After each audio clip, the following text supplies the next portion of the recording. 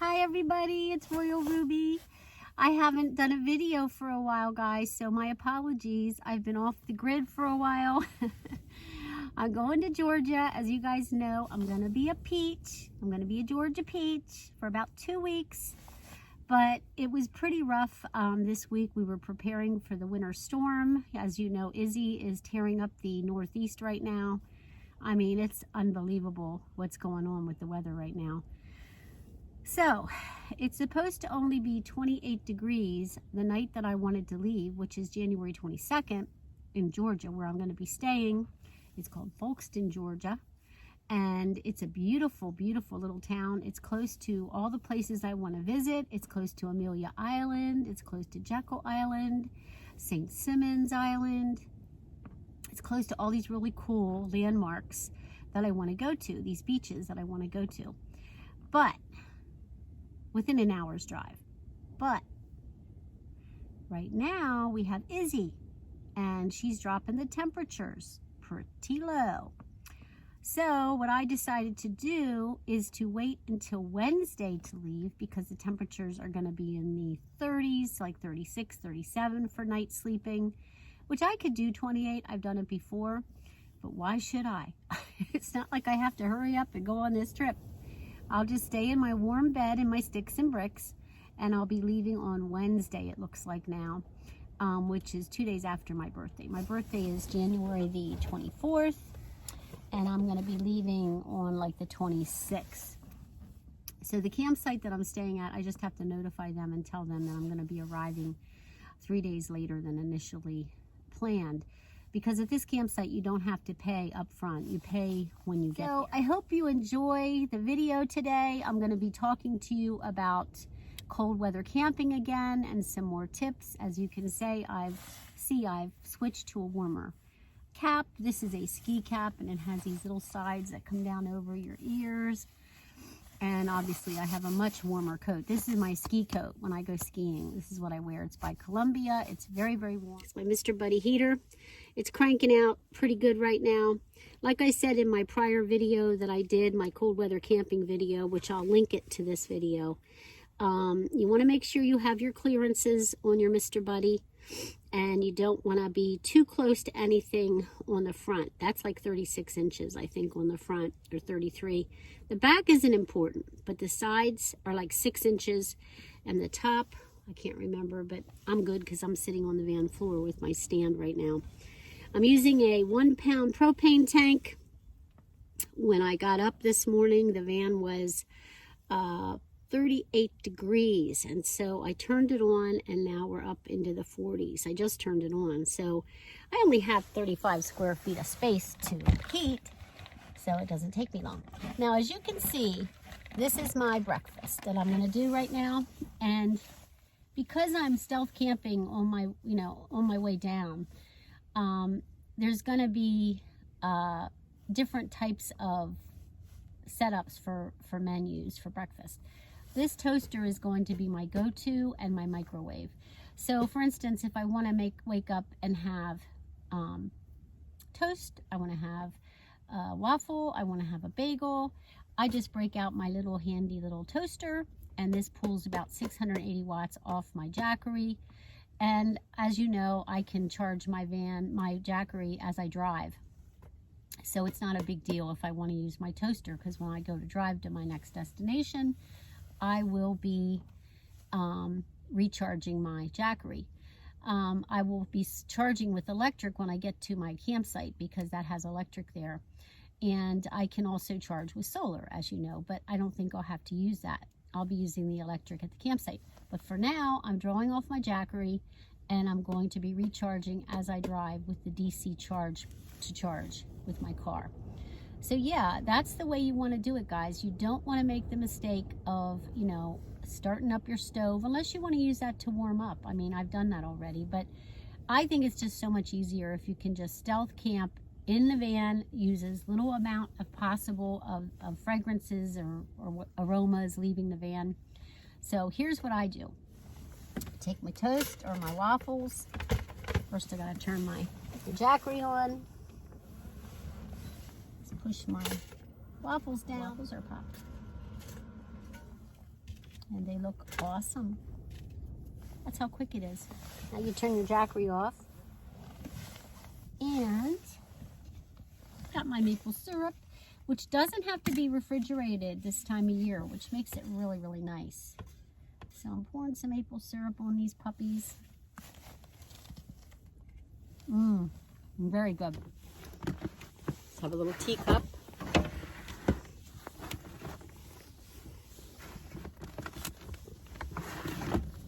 And my tea bag, my dandelion chai. And when I'm doing the stuff in the car, when I'm stealth camping, I just use my Yeti, little Yeti thing. I fill it up from my gallon water jug and keep this in the van. And then I take my tea cup, stick it in my micro, turn my AC power on, and I set it for about a minute. In my water.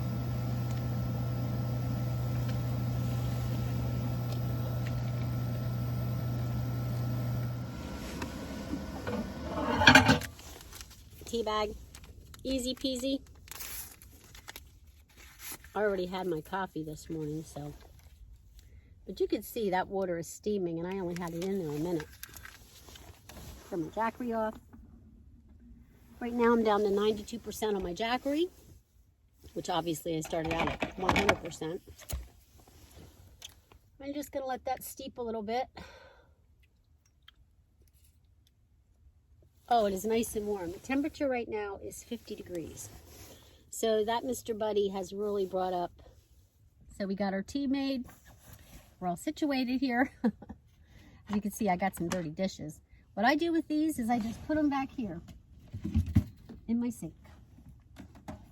I throw them in that sink, and then I use my vinegar and water, and I clean them off when I'm on the road. Now, when I'm at my campsite, I go ahead and heat up some hot water. If they don't have a washing station at the bathroom area, I heat up some water, and I use my bucket, and I clean my dishes. Or I could just use that sink back there. But the reason why the water isn't on my sink is because it's too cold. They'll freeze. My water will freeze. So I got a dry camp in the wintertime. And in doing that, I just bring my water with me, a couple gallons of water. I fill up my Yeti so that I have it handy inside the van. And I just do it that way. But the dishes are out of the way, and that's what I like. When I'm ready to do them, I'll do them. And now I'm going to just give you a little bit of a background of how I do my morning routine. Excuse the hat, but it's still kind of cold. Okay. Here's my pee cup. That's what I pee in. I do this obviously every morning. This is my Greek Gods yogurt container. It's a nice wide container opening, so you definitely won't miss. I just keep that under my chair. And then I have this handy collapsible bucket. And this is what I use when I'm stealth camping. When I'm stealth camping in a city and I'm just parking in between rest stops, I'm on the road to my destination. I take a little water and I stick it in here. Okay, so you just dump a little water. You don't need a lot. That isn't a lot. But you don't need a lot. Then you take just a regular washcloth. I just hang this on this little rod after I'm finished, and you just put it in that water. Just get it saturated with water. Like I said, you don't need a lot. Wring it out. Now you got your washcloth nice and wet. Now you just take it, turn your microwave back on, stick it in the microwave, put it in there for 1 minute. And then you can put a little more water back in here to brush your teeth or whatever you're gonna do. For right now, I'm just doing just showing you. I'm not gonna actually do it, but I'm just gonna show you how I get ready in the morning. And in here I have like my toothbrush, my facial cleanser, and all that kind of stuff. I just sit it here. Then I just get out what I need. This is my cleanser that I use. So I just take my washcloth out, and I'm telling you, that puppy is steaming hot. I mean, you can see it is hot. You just take a little of your Bath and Body, rub it into your cloth, and you just gently wash your face, your hands. You could do a whole bird bath. Have your robe on and just do a whole bird bath. So that's how I do it. And it smells so good and it feels so good. It's so warm and so hot. And you accomplish your bath, your little light bird bath, cleansing of your face with a wet, hot washcloth. Now it cools off very quickly because obviously it's cold in this van. So that's that. So then I usually take a little moisturizer. I also have Oil of Olay facial cleanser. But if I'm not at my campsite, I don't use this. Once I get to my campsite, I go to this as my routine in the morning. And I wash my face with that. But when I'm on the road, I just use the shower gel on the warm washcloth. And I use that. And then I'll take my Oil of Olay moisturizer and I'll do my face and my neck with that. And then I'll do my body with my body lotion.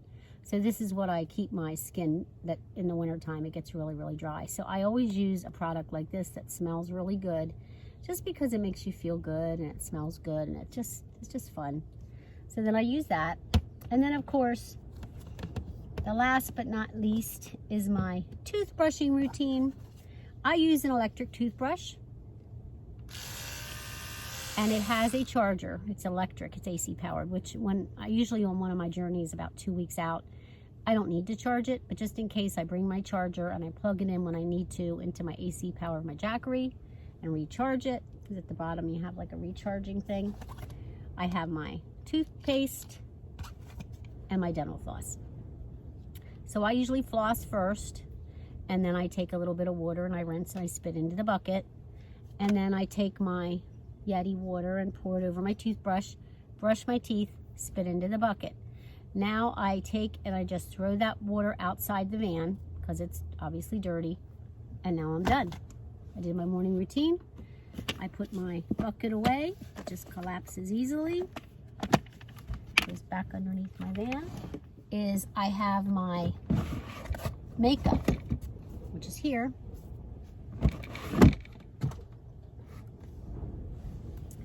Now, I'm not going to go through putting my makeup on for you guys, but you put your spa drawer stuff back. And then I have my little makeup mirror, and I just put it on my tray.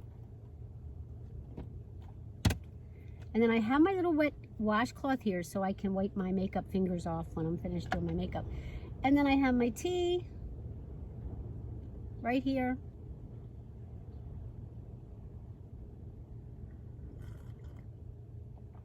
Have a little tea time. Put on my makeup. And this mirror is awesome. It lights up, but I don't have it charged right now. So, put my makeup on.